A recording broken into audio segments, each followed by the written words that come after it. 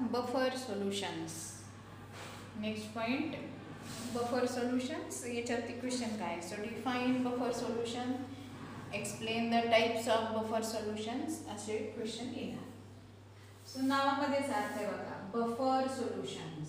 Buffer ची definition. The definition काय. So it is the solution. This buffer solution, it is the solution which resist म्हणजे काय, अटकाव करणे. which resist, which prevent the sudden change or drastic change in the pH of the solution. काय काय लक्षात येते का तुमच्या. बघा, buffer solution, it is the solution which resist or which prevents the sudden or drastic changes in pH of the solution by addition of small quantity of strong acid or strong base or water in it. काय काय लक्षात आलं. म्हणजे ह्या buffer सोल्युशनची definition काय म्हटली आपण. So it prevents the change, the drastic change in the pH. म्हणजे पीएच मधला चेंज हे सोल्युशन काय करतं, प्रिव्हेंट करतं किंवा अवॉइड करतं. आणि जो चेंज कशामुळे होऊ शकतो, by addition of strong acid और स्ट्रॉंग बेस और वॉटर. मग आता हे जे बफर सोल्युशन आहे, तर ह्या बफर सोल्युशनचे टाइप्स कुठले कुठले. तर ह्याचे दोन टाइप्स आहेत, acidic buffer and basic buffer. Next point आपल्याला काय बघायचं आहे, टाइप्स. टाइप्स मध्ये पहिला टाइप कुठला आहे, ॲसिडिक बफर. आता ॲसिडिक बफर जो आहे, तर तो ॲसिडिक बफर म्हणजे काय. So acidic buffer it is the solution. Actually हे मिक्सचर असतं.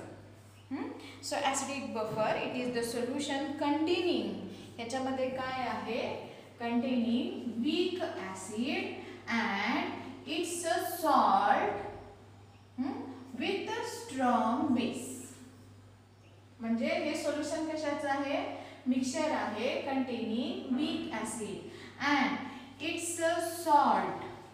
त्याचा सॉल्ट, ह्या वीक ॲसिडचा salt कुणाबरोबर, with a strong base. So this is called as a acidic buffer. लक्षात येते का. आपण एक्झाम्पल घेऊया म्हणजे लक्षात येईल. So it contains the weak acid and it's a salt with a strong base. आता फॉर एक्झाम्पल घेतला, वीक ॲसिड. वीक ॲसिड कुठला आपला, ॲसिटिक ॲसिड CH3COOH प्लस. ह्याचा सॉल्ट घ्यायचा कुणाबरोबरचा, स्ट्रॉंग बेस बरोबर. म्हणजे हे ॲसिड प्लस स्ट्रॉंग बेस यांच्यामध्ये काय होईल, रिॲक्शन होईल. आणि आता स्ट्रॉंग बेस कुठला घेतला आपण याच्यामध्ये, स्ट्रॉंग बेस घेऊया NaOH. NaOH बरोबर जर रिॲक्शन झाली तर आपल्याला काय मिळणार आहे, सॉल्ट कुठला मिळणार, CH3COONA म्हणजे सोडियम ॲसिटेट. हा काय झाला, सॉल्ट झाला कुणाचा, ह्या वीक ॲसिडचा. कुणाबरोबर, स्ट्रॉंग बेस बरोबर, NaOH बरोबरचा हा सॉल्ट. सो दिस मिक्सचर, ह्या मिक्सचरला काय म्हणायचं, acidic buffer. So acidic buffer for example आपण काय लिहिलेलं आहे. So this is the solution containing weak acid like acetic acid and it's a salt with strong base like CH3CONA. so this mixture is the acidic buffer. ठीक आहे.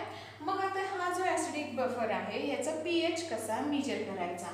So this pH of this acidic buffer is equal to थोडं बघा वेगळं आहे, pKa value. आता pKa value म्हणजे काय लिहिणारच आहे, दिस pKa व्हॅल्यू प्लस आपल्याला लॉग घ्यायचा आहे, plus log of concentration of salt divided by concentration of. म्हणजे आपण जो सॉल्ट घेतलाय ना, म्हणजे त्या ॲसिडिक बफर मध्ये जो सॉल्ट घेतलाय स्ट्रॉंग बेस बरोबरचा, तर तो सॉल्ट आणि जे वीक ॲसिड घेतले ना ते या ठिकाणी त्याचं कॉन्सन्ट्रेशन वीक ॲसिडचं टू द बेस 10. मग आता हे जे pKa जी व्हॅल्यू आहे की नाही, ही pKa व्हॅल्यू ऍक्च्युअली ही pKa व्हॅल्यू म्हणजे काय, सो तो सुद्धा काय लॉगच आहे. कुणाचा लॉग आहे, तर negative log of Ka to the base 10. आता Ka म्हणजे काय आहे, the dissociation constant of weak acid. ह्या डिसोसिएशन कॉन्स्टंट ऑफ वीक ॲसिडचा निगेटिव्ह लॉग म्हणजे pKa व्हॅल्यू. आणि ही pKa व्हॅल्यू कशासाठी घेतलेली आहे? pH बघायला. कुणाचा? ॲसिडिक बफरचा pH काय असतो हे बघण्यासाठी आपण काय लिहिलेलं आहे formula pH is equal to pKa plus log of concentration of salt divided by concentration of acid. म्हणजे हा सॉल्ट आणि हे ॲसिड यांचं कॉन्सन्ट्रेशन त्याचा लॉग. हा झाला काय फॉर्म्युला कुणाचा? pHचा. कुणाच्या? ॲसिडिक बफरचा. हा झाला पहिला टाईप. आता दुसरा टाईप याच्यामध्ये कुठला आहे? Basic buffer. सेम असंच आपल्याला पुढं बघायचं आहे. तर दुसरा टाईप आहे बेसिक बफर. आता लक्षात आलंच असेल बेसिक बफर म्हणजे काय. So basic buffer, so it is again the mixture. म्हणजे याच्यामध्ये सुद्धा काय आहे? मिक्सचर आहे. कुणाचं मिक्सचर आहे? So it contains the weak base. ह्याच्यामध्ये मिक्सचरमध्ये काय आहे? Weak base and its salt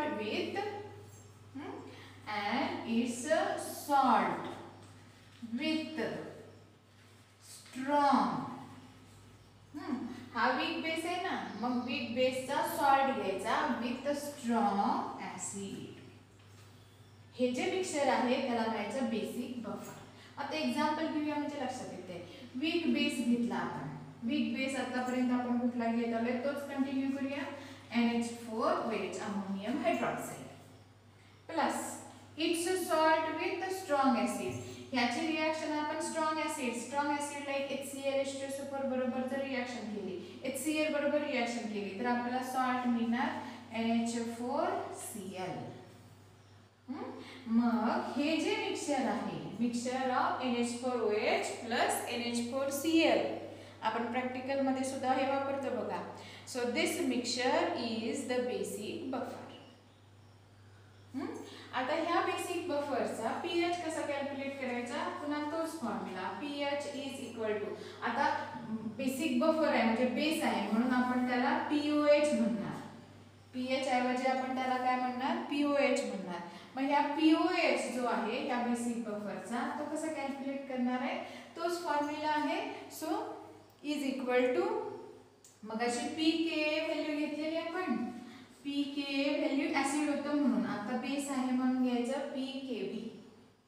pKb म्हणजेच काय? Again it is the negative logarithm of कोणाचा? Negative log of Kb. आपण ते लिहूया. लक्षात आलं? सो POH कोणाचा? POH बेसिक बफरचा. POH is equal to pKb plus मग अच्छाच आहे प्लस काय करायचं? Log of concentration of salt divided by concentration of base to the base 10. मग अशी आपण ॲसिड घेतलेलं. आता काय घ्यायचं? बेस घ्यायचा.